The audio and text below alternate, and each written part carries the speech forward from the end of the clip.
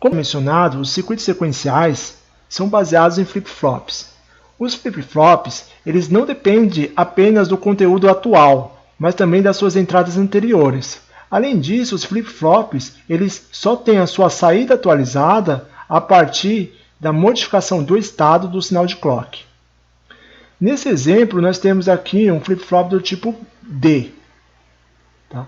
O flip-flop do tipo D, basicamente, ele atualiza a sua saída em função da sua entrada e em função da mudança do clock. Então, notem nessa tabela o seguinte: quando nós temos uma entrada 0 e ocorre um clock de subida, então a saída aqui é atualizada com o estado 0. Quando nós temos uma entrada 1 e ocorre uma borda de subida, então a saída é atualizada com o estado 1. Nesse diagrama, nós podemos notar esse processo. Então, veja que, nesse instante, a entrada é 0. Ocorreu uma borda de subida, então a saída passou de 1 para 0. Nesse outro instante, a entrada era 1. Ocorreu uma nova borda de subida, então a saída passou de 0 para 1. Nesse outro instante, a entrada era 0, ocorreu uma borda de subida, então a saída passou de 1 para 0. E assim vai continuando à medida que a entrada e o sinal de clock é modificado.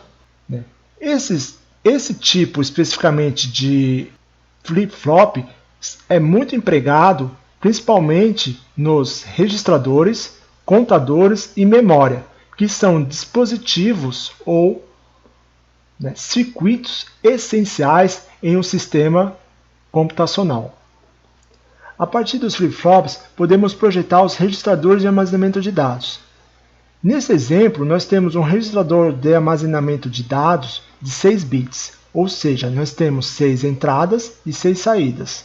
Além das entradas e saídas de dados, nós temos também uma entrada para clock e uma entrada para reset. Notem que os flip-flops eles são ativados nas bordas de descida. Então, eu preciso aplicar um sinal lógico nível alto em CP para que esses flip-flops possam fazer a transferência do dado da entrada para a saída. Essa configuração de registradores é amplamente utilizada em memórias e também no banco de registradores. Lembrem que o banco de registradores ele é incorporado dentro da CPU do sistema computacional. Então, lembrando que dentro da CPU nós temos a ULA, o banco de registradores e a unidade de controle. Ok? Um outro registrador que é bastante utilizado em sistemas computacionais é o registrador de deslocamento. O registrador de deslocamento possui entradas paralelas e uma única saída serial. Nesse caso, por exemplo, nós temos um registrador de 4 bits. Então, para cada 1 bit, nós temos um flip-flop. Para que as entradas sejam transferidas para a saída de cada um dos flip-flops, é necessário aplicar nível 0 na entrada SH. Dessa forma, as entradas serão transferidas para a saída de cada um dos flip-flops. Isso também só ocorre quando o clock ele passa de nível alto, ou melhor, de nível baixo para nível alto. Uma vez que os flip-flops possuem os dados na sua saída, esses dados podem ser serializados a partir da saída do circuito. Para fazer essa serialização dos dados na saída do circuito, é necessário que o SH passe para nível alto. Passando para o nível alto, a saída desse flip-flop vai vir para a entrada do próximo. A saída desse flip-flop vai vir para a entrada do próximo e a saída desse flip-flop vai vir para a entrada do próximo. Então, toda vez que ocorrer uma borda de subida, essa saída passa para essa entrada, passa para essa saída, essa entrada passa para essa saída, essa entrada passa para essa saída e essa entrada passa para essa saída. E a saída que estava aqui é transmitida para algum lugar. Então, notem que os bits vão pulando de um flip-flop para o outro. E dessa forma, Cada bit de dados vai ser transmitido nessa saída de forma serial. Essa topologia de circuito é utilizada amplamente nas comunicações seriais, principalmente nas comunicações seriais do tipo USART. A memória é um dos dispositivos mais importantes do sistema computacional. Nela são armazenados as instruções e os dados que serão processados pela unidade computacional. Entre as principais memórias disponibilizadas, nós temos a memória RAM, memória ROM, memória EPROM, memória E2PROM e memória flash. A memória flash é uma memória baseada em transistores de porta flutuante que é extremamente utilizada hoje em dia. Vocês podem encontrar a memória flash, por exemplo, nos celulares, na forma de cartão microSD. Algumas terminologias são bastante utilizadas para se referir à memória. Quando se diz célula de memória, quer dizer que isso nós estamos se referindo a um dispositivo, a um circuito elétrico que armazena um bit de dados. Ou seja, esse circuito ele pode ser um simples flip-flop ou pode ser um circuito baseado em capacitores. Quando se refere à palavra de memória, quer dizer que a gente está se referindo a um grupo de bits que representam uma instrução ou um dado. E esse grupo de bits está armazenado em um local de memória, que é formado por várias células de memória. Quando a gente se refere a endereço de memória, nós queremos dizer que os dados ou a palavra de memória se encontram em uma determinada posição de memória. E para acessar essa posição de memória é necessário um endereço de memória. O termo volátil se refere à memória que, quando desligada, ela perde todas as informações armazenadas. E um dos tipos das memórias voláteis existentes é a memória RAM. A memória não volátil é aquela memória que ela não perde os dados armazenados quando a energia é desligada ou é cortada. Essas memórias podem ser, por exemplo, a memória ROM, memória E2PROM e memória flash. Nesse slide, nós podemos observar um arranjo de memória. Nessa figura, nós podemos ver as entradas e saídas da memória. Então, nós temos aqui a entrada e saída de dados, nós temos aqui a entrada de endereço e nós temos aqui a entrada de controle. Então, nós temos a seguinte pergunta: quantas linhas tem a memória acima e quantos bits? Bom, observando essa figura, nós podemos notar que nós temos 5 linhas de endereço. Se nós temos 5 linhas de endereço, então, se vocês fizerem 2 elevado a 5, nós teremos 32. Então, 2 elevado a 5 é igual a 32. Isso quer dizer que a nossa memória possui 32 posições de memória. Ok? 32 posições de memória. E quantos bits por posição de memória? Por posição de memória, eu posso armazenar 4 bits, que corresponde às linhas de entrada e saída de dados. Então, essa memória aqui, ela possui 32 localidades de memória e cada localidade pode armazenar 4 bits. Certo? Então, os dados entram por aqui, por essa entrada. Nessa outra entrada, eu passo o endereço da posição de memória que eu quero armazenar esse dado, e esse dado é armazenado. Porém, eu preciso indicar aqui o que a memória vai fazer. Nessa entrada aqui de controle, eu posso habilitar a memória para ela ser lida ou ser escrita nessa entrada. E nessa outra entrada, eu posso habilitar a memória para ela estar em operação ou não estar em operação. Então, essas duas entradas aqui, elas são controladas pela unidade de controle.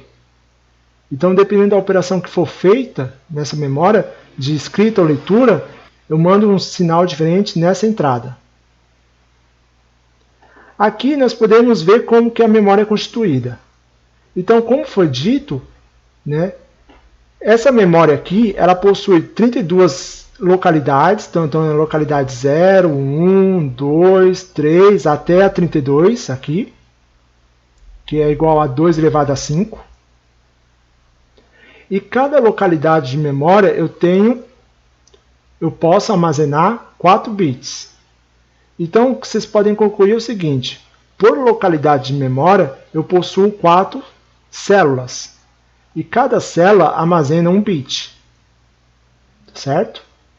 Então, aqui, por exemplo, eu tenho uma posição de memória. Essa posição de memória está no endereço 00000.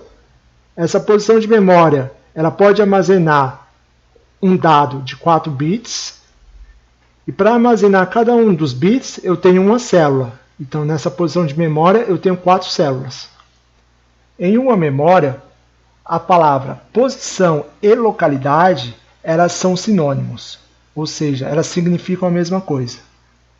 Então, é normal você dizer acessar uma posição de memória ou acessar uma localidade de memória. Uma outra coisa é o seguinte: essa memória aqui pode armazenar 128 bits. Ou seja, a capacidade total de armazenamento dessa memória é de 128 bits. Como eu cheguei nesse número? Basicamente, eu multipliquei 32 por 4. Então, se eu tenho 32 posições de memória e cada posição consegue armazenar 4 bits, a capacidade total de armazenamento dessa memória vai ser 32 vezes 4, que é igual a 128 bits. Ok? Em sistemas computacionais, a memória RAM é a memória utilizada para armazenamento de dados. Existem dois tipos de memória RAM, a DRAM, que é a RAM dinâmica, e a SRAM, que é a RAM estática. Vamos começar falando da DRAM. A DRAM ela armazena uma informação a partir de cargas nos capacitores. Então aqui nessa figura nós podemos ver uma célula de memória DRAM. A célula de memória DRAM basicamente ela é formada por um transistor de controle e um capacitor. Então nós temos aqui nesse esquema, nós temos a linha de endereço e a linha de dados. Então o dado disponível nessa linha, esse dado é transferido para o capacitor quando esse transistor ele entra em condução. Então quando eu aplico o nível alto nessa linha, esse transistor ele passa a conduzir, né? E a informação dessa linha é transferida para o capacitor. Então, se nós considerarmos que essa linha tem nível alto, então o capacitor vai ser carregado. Se nós considerarmos que nessa linha tem o nível 0 e o capacitor esteja carregado, então esse capacitor será descarregado. E a energia, né, a corrente elétrica, irá transitar a partir do transistor de controle. Então a função desse transistor é apenas transferir a informação desse barramento para o capacitor. Então dessa forma eu consigo armazenar 1 bit de dados nessa célula. Ok? Porém, se esse capacitor permanece carregado por muito tempo, aos poucos ele vai perdendo a carga. Então é necessário a cada instante de tempo recarregar esse capacitor. Para isso é utilizado um circuito de reflash. Esse circuito, em instantes definidos de tempo, recarrega esse capacitor, mantendo, né, o nível alto, ou seja, mantendo o capacitor carregado. Algumas vantagens podem ser notadas na memória DRAM. Uma delas é que essa memória é muito densa. Isso significa que eu consigo implementar muito mais células de armazenamento na memória DRAM do que na memória SRAM. Então, as memórias DRAM,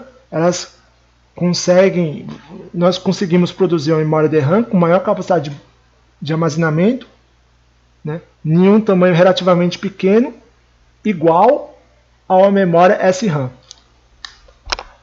E um outro ponto positivo é que o custo de fabricação desse tipo de memória é baixo. A outra memória que é usada para armazenamento de dados é a memória SRAM. A memória SRAM ela é produzida a partir de flip-flops do tipo D. Nessa imagem nós podemos ver um flip-flop, ou seja, uma célula de memória. Só que essa célula de memória está sendo representada a partir de um circuito com transistores. Então aqui vocês podem notar que nós temos 4 transistores MOSFET de canal N e 2 transistores MOSFET de canal P. Os transistores MOSFETs de canal N, T5 e T6 são usados para permitir que o nível lógico existente nas linhas de dados sejam transferidos para o interior da célula, de forma a polarizar os transistores internos. Então, o dado é armazenado a partir da forma que os transistores internos são polarizados.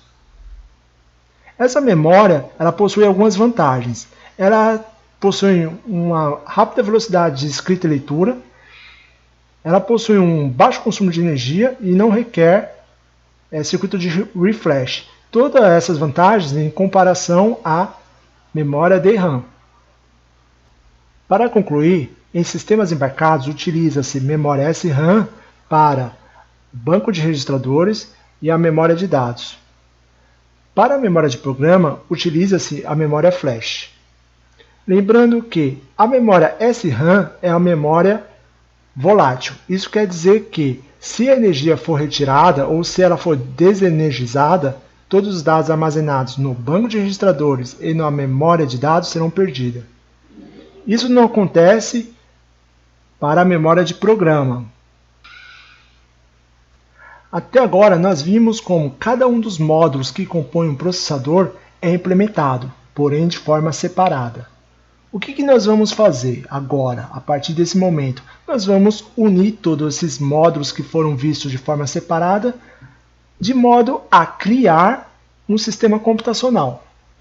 Okay? Então aqui nós temos nessa figura um modelo básico de um sistema computacional.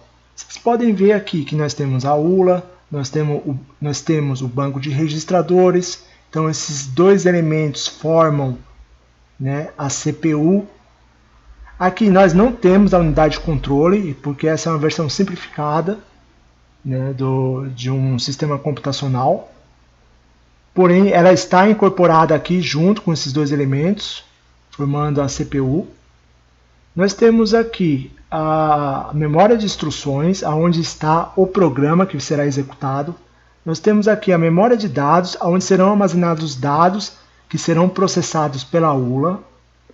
Nós temos aqui o contador de programa, que é o registrador que fornece o endereço da próxima instrução de programa que será executada. Nós temos aqui os dois somadores que calculam o endereço de atualização do contador de programa. Então, nessa organização, vocês podem ver como um sistema computacional ele é definido. No slide anterior, foram mostrados os elementos básicos que compõem um sistema computacional. Entre esses elementos, temos o contador de programa. O contador de programa é um registrador especial responsável por controlar o sequenciamento do fluxo do programa. Pelo fato da máquina executar instruções sequenciais, a CPU deve buscar essas instruções uma por uma na memória flash. Porém, as instruções que serão executadas são definidas pelo contador de programa, que fornece o endereço da posição de memória onde a próxima instrução a ser executada está armazenada. Ao sair da memória, a instrução é decomposta em duas partes. A primeira parte, denominada de opcode, é direcionada para a unidade de controle, ou decodificador. A segunda parte é encaminhada para o banco de registradores. A partir do opcode, a CPU é capaz de saber qual instrução ela deve processar. Além disso, a CPU automaticamente atualiza o PC, de forma que o PC passe a apontar para a próxima instrução que será executada.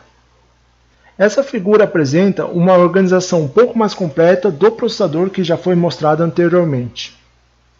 Notem que aqui nós temos uma unidade de controle, temos uma unidade de controle da ULA e temos multiplexadores que não existiam na organização anterior.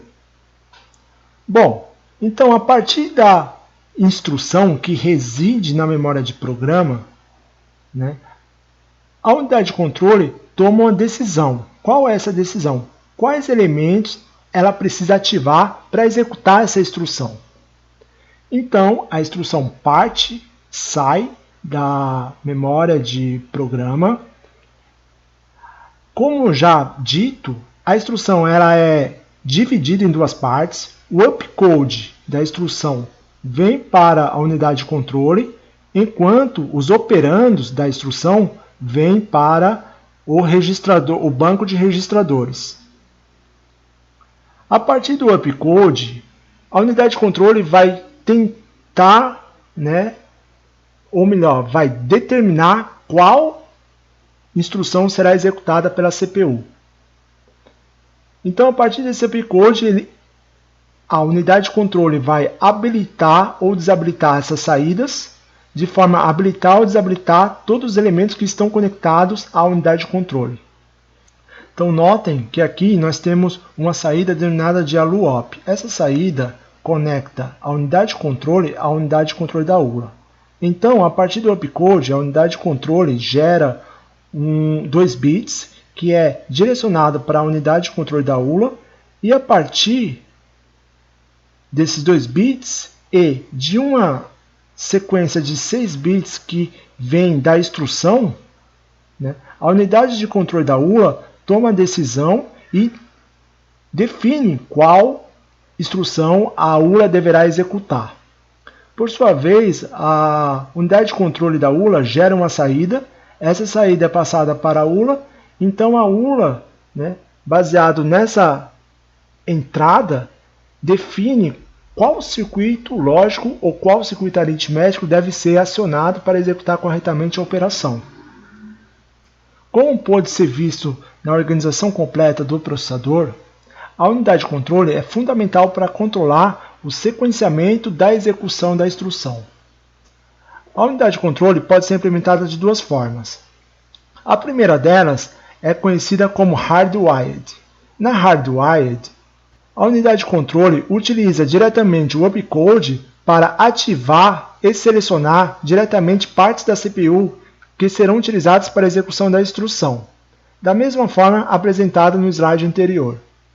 Porém, existe uma outra forma de implementação, que é chamada de microcódigo. No microcódigo, utiliza-se uma máquina de estados para realizar a decodificação da instrução. O microcódigo, pelo fato de apresentar uma implementação mais sofisticada, ele demora mais tempo para decodificar a instrução selecionada na memória de programa.